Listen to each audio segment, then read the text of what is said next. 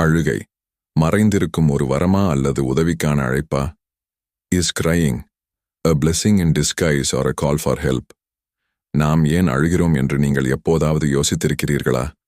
அது வெறும் சோகத்தின் அறிகுறியா அல்லது அது மிகவும் சக்தி வாய்ந்த ஒன்றாக இருக்க முடியுமா? அழுகை உலகளாவியது, அதே சமயம் அது மிகவும் தனிப்பட்டது. இன்று அழுகை உண்மையில் மறைந்திருக்கும் ஒரு வரமாக இருக்கக்கூடுமா என்பதை நாம் பார்ப்போம். அழுகையின் பின்னணியில் உள்ள அறிவியல், த சயின்ஸ் பிஹைண்ட் crying. அழுகை ஒரு குழந்தையின் முதல் அழுகையுடன் தொடங்குகிறது.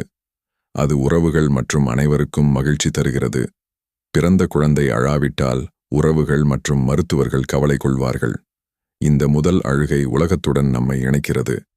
வளர வளர நாம் நம்மை சுற்றியுள்ள சூழலை யோசித்து அழுகை மற்றும் கண்ணீரை மறக்கிறோம் அல்லது மறைக்கிறோம்.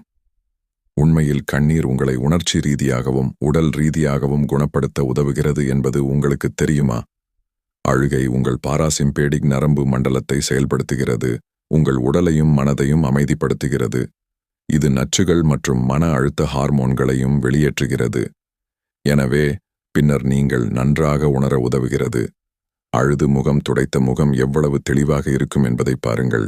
உடல் தளர்வாக இருக்கும்போது, ஓய்வெடுக்கும்போது அல்லது உணவளிக்கும்போது உடலின் ஓய்வு மற்றும் செரிமான எதிர்வினைக்கு பாராசிம்பேடிக் நரம்பு மண்டலம் பொறுப்பாகும் என்பது உங்களுக்கு தெரியுமா? இது அடிப்படையில் ஒரு மன அழுத்த சூழ்நிலைக்குப் பிறகு அனுதாபப் பிரிவின் வேலையை செயலிழக்கச் செய்கிறது. பாராசிம்பேடிக் நரம்பு மண்டலம் சுவாசம் மற்றும் இதயத் துடிப்பை குறைத்து செரிமானத்தை அதிகரிக்கிறது. அழுகை ஒரு உணர்ச்சி மற்றும் உடல் ரீதியான சிகிச்சை. crying as an emotional and physical healing.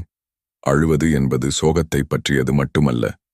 திருமணங்கள், பழைய நட்புகளுடன் மீள் சந்திப்புகள் மற்றும் உணர்ச்சி நிறைந்த திரைப்படங்களை பார்க்கும்போது கூட மக்கள் கண்ணீரை வெளிப்படுத்துகிறார்கள். உணர்ச்சி வசப்பாட்டால் வெளிவரும் கண்ணீர் சமநிலையை மீட்டெடுக்கவும், வலியை மட்டுப்படுத்தவும், மற்றவர்களுடனான தொடர்புகளை வலுப்படுத்தவும் உதவுகிறது. வெளியே விடு, நீங்கள் நன்றாக உணர்வீர்கள். அதாவது let it go, you will feel better என்று உங்கள் உடல் காட்டும் வழி இது.